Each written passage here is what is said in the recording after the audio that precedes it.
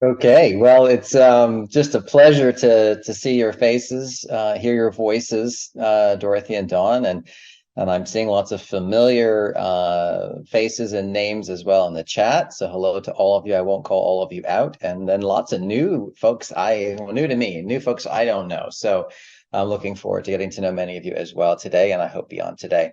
So I am Robert Zarr, and I am speaking to you from Ottawa, Ontario, Canada, where I live and work now. And this is the Anishinaabe, unceded territory of the Anishinaabe. Just finished reading Braiding Sweetgrass. So I feel like that was another important moment, pivot in my education. An amazing book. I'm sure all of you have read it. If you haven't, it's great. Pick it up. Um, without further ado, I'm going to try to do my best and stay within my, what was it, 13, then I found out later, 28 minutes, but I'll probably go faster than that. Anyway, so for those of you who do not know me or my organization, it's ParkRx America. Our URL is natureprescribed.org. You can get to us a few other ways. We have a few other URLs, but that's probably the easiest one to get to. I am a pediatrician by training. I'm still working. I'm working at the Children's Hospital here as very part-timer in the emergency department to keep my skills up. And I am also very much a researcher now. And I'll go into that in just a bit as well. So next slide, please. Next slide. I saw some other certified nature and forest therapy guides. On that previous slide, I did become a certified nature and forest therapy guide back in 2020, 19 and 20. And very much believe that helps in my personal health and my professional growth as well. So before I kind of jump into what PRA does, ParkRx America, I might say PRA or ParkRx America, probably just say PRA for the most part these days. It's quite very much about this nature prescription. And for those of you who are not familiar with it, it's similar to, but in some ways quite different from the medication prescription, which you probably at some point in your life have received at least one. So as a medication prescription has a medication to it, the nature prescription has a place. In the old days, I say old days because Dorothy and Don and I have been talking about this and doing this for many years now. It was very more centered on park. Parks are so essential, obviously, for a lot of obvious reasons. For many of low-income populations, people of color, people living in underserved communities, parks may be the only green space available to them. But knowing that restrictions and access issues and equity issues, I think in some ways it actually makes more sense to refer to these prescriptions more of nature prescriptions. So there does need to be a place. It could be a patio, it could be a backyard if one is available. It could obviously be a park, school playground, etc. The next thing you see in the medication prescription is sort of, like how you're going to take it, right? So is it going to be, one pill or two pills 3 times a day? How many days? And that sort of translates itself a little bit over to what are you going to do, the activity of that prescription itself. And it is, in my experience so far, and some of the research I've been doing, pretty important to be as specific as possible in this activity. Not that it's the only activity that one can do, but it's really driven by the patient. And this is where we start to see a pretty stark difference, actually, between the medication prescription and a nature prescription. So the nature prescription is very much driven by asking the right questions and really allowing a quick conversation to happen in a span of about 2 or 3 minutes, where the patient or family or combination thereof comes up with the ideas as to how this prescription can be written. So they're really kind of writing it themselves, but it's the health professional that's sort of guiding it along that path, and maybe little tweaks here and there to account for the actual time it's going to take to do it, and really thinking about also the safety involved in terms of one's capacities and other sort of mental health and physical health problems, in that context of what they're able to do. The next would be the frequency, and then last, the duration. Still two things that are similar to, but the medication prescription, but still unique in the sense that we really got to get down to the patient thinking about when they can do this, right? Is it going to be twice a week? Is it going to be on Mondays, Saturdays, every day? We know the recommendations. We know what they are as health professionals, and we know that generally most people, we're trying to get to that goal of doing something outside every day. It's not possible for everyone, at least from the very get-go. But to keep that in mind and ask the questions gives you some sense of their schedule and what they're really able to do and commit to, and not overshooting that goal, so that you have a more of a realistic, achievable goal rather than one that's too high in the sky. And then last is the duration, like how long can they do this for, right? And so these are the sort of four components to it. All of these components, the location, the activity, the frequency, and the duration, should really come from the patient for all the reasons that I explained, but also from a big safety perspective in terms of being familiar and comfortable with that place. So where are they comfortable and safe to be outside? So just a quick preview into like what is this thing called a nature prescription, sort of conceptually speaking. Next slide, please.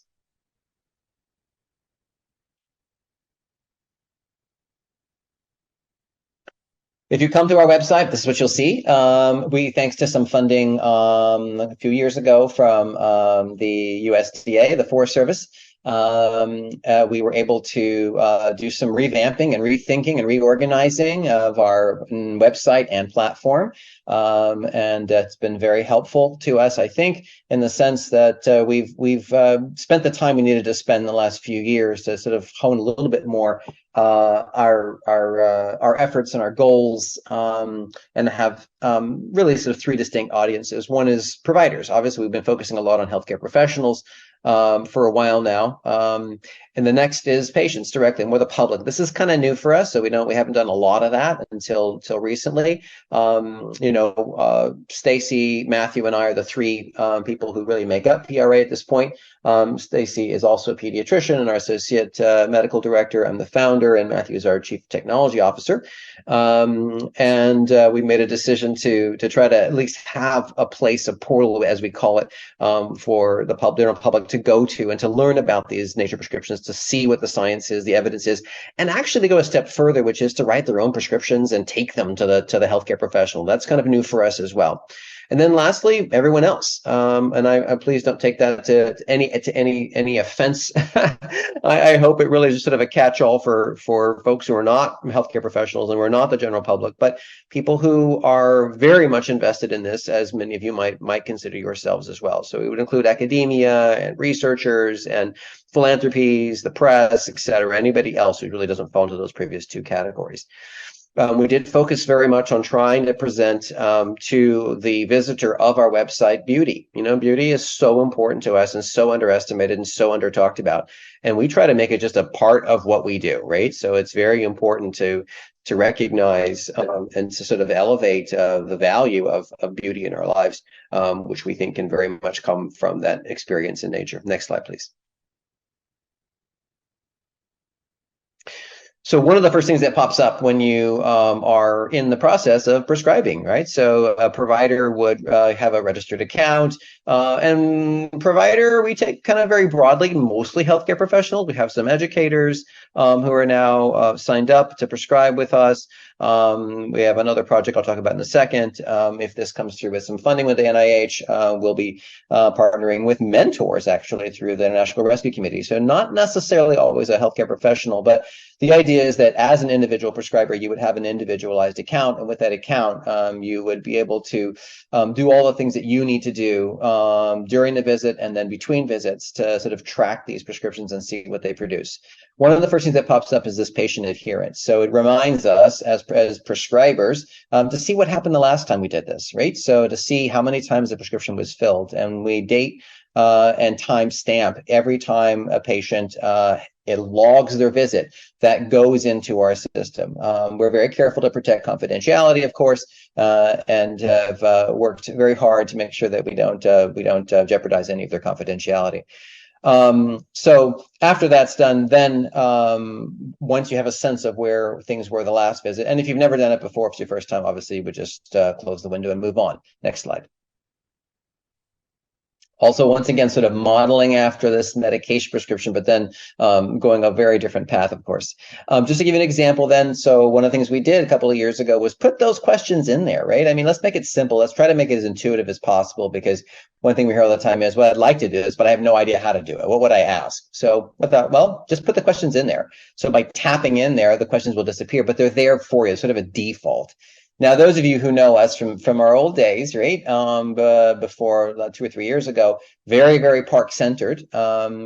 And now we're very much sort of nature centered, in the sense that you can look for a park, you can try to find a park by clicking on the button there in the top right of the screen. However, it's not really feasible for an organization our size to be able to get every single park in our system in the United States and around the world. So where we have parks, certainly one can find what's available. Certain areas, certain regions, like the National Capital Region, for example, we have probably almost every major park in our system now. We have other pockets around the country as well, where the park agencies have been very diligent about getting them in. Nevertheless, it shouldn't stop anybody from prescribing, especially if you're asking the questions the way we've meant for them to be asked. Then we have the patient tell us, or the family tell us, where exactly that place is for them to feel safe and comfortable. So very different than a medication prescription, because that is driven much more by the doctor, by the diagnosis, by what they think is appropriate in terms of spectrum, et cetera, et cetera. And this is very different in the sense that we're really kind of depending very much on the responses. So it's that brief conversation that's happening in time during a visit, maybe for a well visit, maybe for a visit to have a weight check for a child or an adult who's obese, maybe for hypertension, diabetes, depression, anxiety, for whatever it might be. And an opportunity may arise where that conversation would have happened anyway, and then to take that conversation that would have happened and turn it into an actual deliverable, which we would call a prescription. And you can see here the rest of those questions are all embedded in there. Next slide. I'm living obviously in Canada, where in an area that's very bilingual, but bilingual here means French and English. So I'm realizing that I have it still in Spanish and English, which are the two main languages I think you would need in the US still. So that's it in terms of the prescription. The second half, as you may not know if you're not familiar with this, is the reminder, right? So we all know we need a little nudge, right? We need a little reminder. And that reminder is an electronic reminder that sort of becomes a paper/electronic reminder. And it's an opportunity to ask your patient right there, right then and there, if they don't mind getting a reminder, which would be a text sent to them, usually, sometimes an email, but mostly a text. And you can do it to multiple people. We follow the California statute, so 13 and above can receive a text reminder directly from a third party, i.e. us, a PRA. Anybody less than 13 would need to have that sent to their parent, but they could have it sent to them as well, as long as it's sent to a guardian or parent, just separated by a comma. So it's kind of a nice functionality there. We have a default to all days of the week, just because we know the recommendations on the books are probably every day is a good idea, right? And even if they in the prescription say, well, Monday and Wednesday and Friday after school, between the time my mom picks me up and the time we get home, we get a little detour there for half an hour. And spend some time on the swing set or in some amazing park on the way home, or just stay at the school at the playground there, whatnot. We know that between one visit and the next, that's not going to be the case every time, right? And our behaviors and our schedules do change. So even though they might say at the visit Monday, Wednesday, and Friday, we know that it could be Tuesday and Thursday, it could be Saturday, maybe not at all during the week, etc. So we want to really encourage this everyday reminder, even though it may not be commensurate with the actual prescription in terms of its frequency. And then last on the reminder point is that you have a duration, not duration in terms of how long you're going to engage in the activity, but really between one visit and the next, right? And so anybody who's at risk for a chronic disease or has a chronic disease, whether it's mental or physical, should really be seen no longer than 3 months, right? So we shouldn't go over 3 months. If things are going well, things are being managed well, sometimes we'll push it out to 4 or 6 months, but generally every 3 months. In our current study right now, I've been noticing somewhere between every 1 and 3 months. Our protocol does require that at least every 3 months, and it's just the standard of care that we try to adhere to, at least in the U.S. in terms of chronic disease management. So generally it would be 3 month, 2 or 1 month. But there are occasions when I want to see somebody back in 2 weeks, right? Or even a week if I feel like it's a pretty urgent problem. And I think that I wouldn't be doing just a nature prescription, obviously, but it would be an opportunity to see them back and have some pretty close follow-up. So those are the two halves of this, right? There's the prescription piece and the reminder piece, and they really go hand in hand. In terms of our research, we have added a couple of questions, one about nature connectivity and one about mood, that accompanies the logging of these prescriptions. So in order to log the visit, so let's say a patient gets the reminder, and let's say they go ahead that day and are filling that nature prescription, at some point during the day, they're going to want to log that visit, and they're prompted to answer a couple of questions. So we've built our platform for it to be research ready, to be able to incorporate questions like that would like to be queried for each logged visit, in addition to everything else that you might be doing as a researcher. Next slide, please. Well, we tried to make it, once again, as intuitive as possible. And this is, a lot of feedback we've gotten from providers over the years as well, some focus groups to see what they need. The big blue button that says copy here. So they just tap on that button, and then they toggle back into their EHR. If they have an EHR, the electronic health record, that is, and can literally paste it right back into the record itself. Many of you are wondering, well, why isn't it just in the EMR? Why isn't it in the EHR? That can be done quite easily. It's just a hyperlink or a dot phrase to do that. However, when I have surveyed physicians in the past, many of them actually have said, the ones who are really doing it, not just registering with us, but are actually prescribing, they're frequent prescribers, they actually say that it doesn't really make much difference because they always have a browser open anyway. And just like something like UpToDate that's embedded in many electronic health records, the truth is that it's really a hyperlink is what it is. It takes you to a different place that you need to go to get the information you then get back to the EHR. So we haven't found it super helpful, but it's something that we may be experimenting with in future iterations of this. Next slide, please. As I mentioned, we have this patient portal, and if you tap on the menu button, you can see some of the things that are available. Next slide. Including the write your own prescription. And so, as you can see, it's really cut and copied here. We want the public to see, really be very transparent about what this is, right? The science is here, the prescription is here for you. You can print it out, you can fill it out yourself, you can take it to your doctor, you can take it to your mental health professional at your campus health center and say, what about nature? Could this be helpful to me? And it's an opportunity for you as a provider at a university or at a campus to say, well, I have no idea what you're talking about. Let me learn about it and join CNRX. Or if you're a campus where this is happening, this is an opportunity to really say, okay, let's legitimize your question and your desires here and turn this into something that we think might be quite valuable to your therapeutic plan, your treatment plan. So as you can see, it's very, very similar. Just as a patient can prescribe this, can self-prescribe and also print it, so can the providers who don't have electronic health records.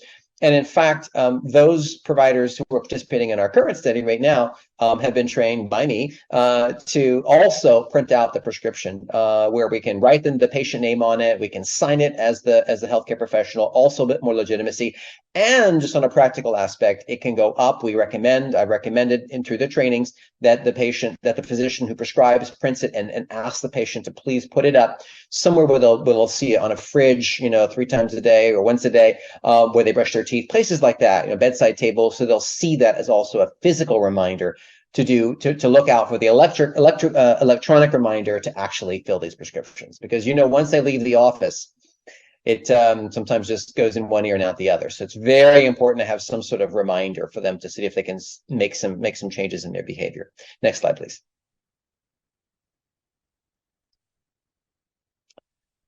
Just a bit more about our website here.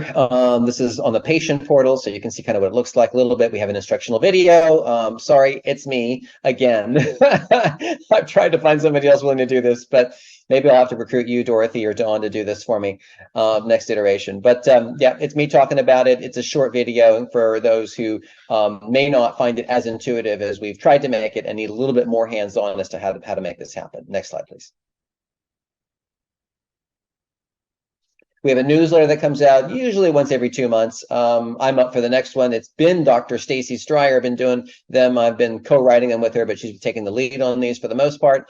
But you'll be having, if you want to sign up, just as you can sign up for CNRX, you can certainly sign up for ours as well with no obligation. Next slide, please. So a little bit about our research. I mentioned already, the current one is a NIH R1. It's a 5-year study. 6 to 16-year-olds is the age range of our participants in the study. It's based at Unity Healthcare, where I've been for 22 years in Washington, D.C. 10 health centers. We've had 100 providers I've trained so far. About 25 to 30 have at least one patient as a participant in the study. Our intervention in the study is, as you probably guessed, the nature prescription. It's a randomized trial. We have a control arm. We have an intervention arm. The intervention arm is care as usual plus nature prescription at as many visits that the provider feels is necessary, or at least every 3 months. And the control group is the same age, same category, et cetera, except they just receive care as usual. Our primary outcome is moderate to vigorous physical activity. And the PI on this project is actually Dr. Deb Cohen, based at Kaiser Permanente, Southern California. I'm a co-PI on this project. PRA is a partner. Unity is a partner on this. So we're co-collaborators in this project. We're about right now to write our baseline studies, publish our baseline manuscripts. So there's a protocol study that we published, I think it was just last year as well, if you want to know more. We have secondary outcomes, which may be as important or maybe more important if we can't show in the end. As you all know, your researchers know, it's extremely hard to show changes in accelerometer measured physical activity with these nature prescriptions. And we also started, by the way, in March of 2020. Ding, ding, ding, that would be the beginning of the pandemic. So we almost didn't do it, but decided, let's go ahead and do it, thinking about the mental health piece in particular and how important that might be. So we're 1 year out still, 1 year more of data collection, and then we'll look at the final results. Lots of secondary outcomes, and they're listed there for you as well. Next slide. So this is the protocol manuscript. If you wanted to look it up and read it, you're welcome to see our study design. If any of you want me to send you the survey, I'm happy to send it. This is all taxpayer funded, so have at it. Whatever you want, let me know, and I can send it to you that we can share with you right now. It's fine. I don't have any preliminary data I can send to you. I will need to get that more analyzed, but the manuscript will be out pretty soon. Next slide, please. I mentioned partnership with the IRC, but it's actually also through Child Trends. And Dr. Winnie Chan and I and another partner, Sarah, at the IRC have, as well as Stacy and a few others, have put together a proposal to the NIH. I mentioned it's a feasibility study, a 4-year feasibility study, looking at older adolescents. These are adolescent refugees, and the feasibility of having mentors, not physicians, mentors, your community volunteer mentors, actually incorporate this into their mentorship with these refugees over the course. I think it's 18 months that they're partnered up with each other. So we are in the process of reapplying. So we didn't get to the discussion stage. We'll keep at it. That's how life is through the NIH. For those of you who have gotten NIH grants as well, I'm sure you know what that's about. So we're excited at some point to be able to do this. I'm excited to see the feasibility in particular.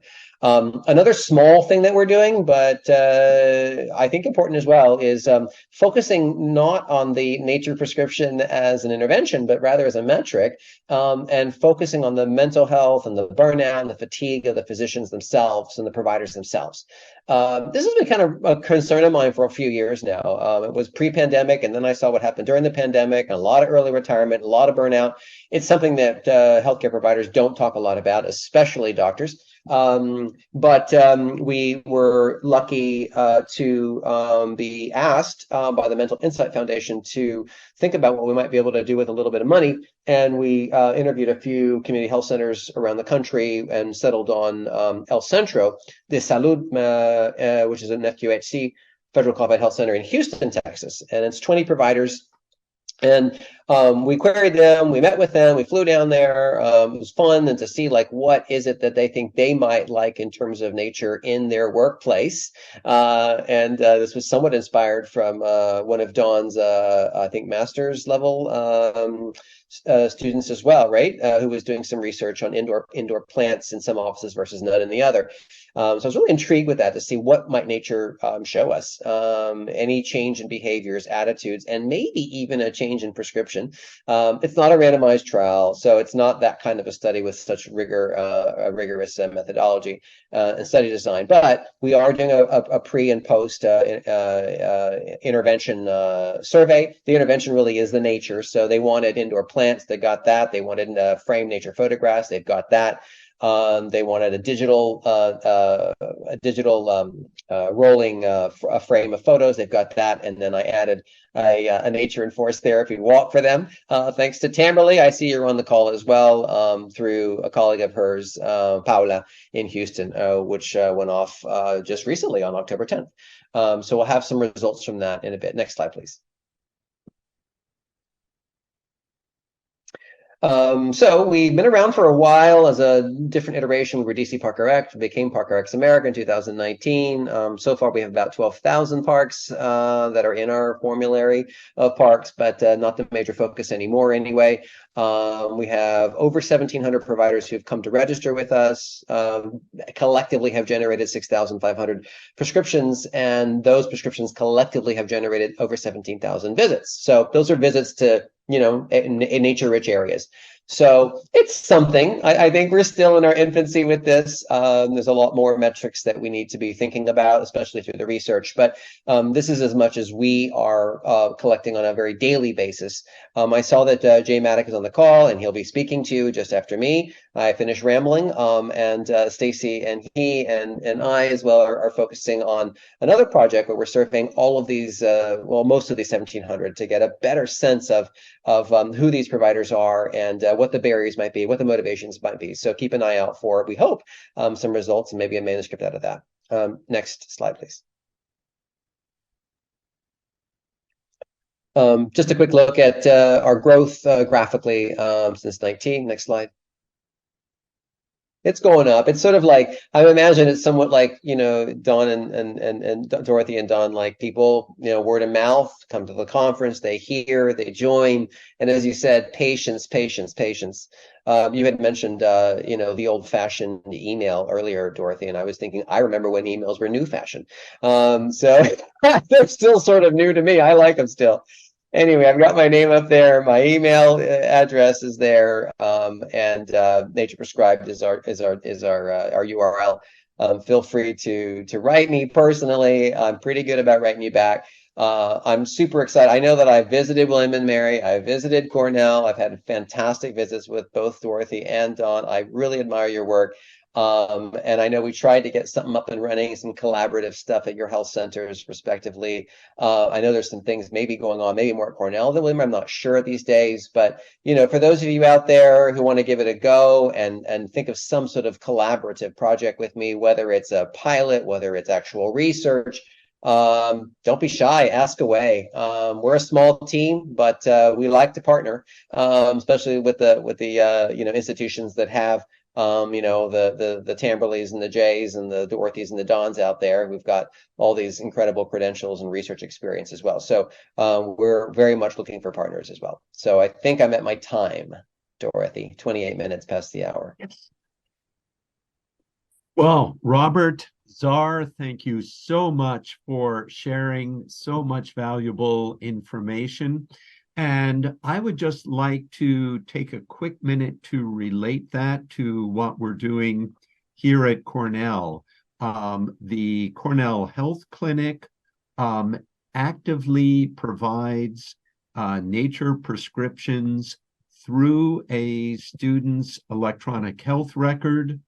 And in addition to that, each of the students who receive such a prescription are sent an anonymous and confidential survey so that we can really determine the degree to which A, the student is actually following up on that prescription, and then if they are, the degree to which that is impacting their levels of stress or anxiety, their social connections, and various other parameters.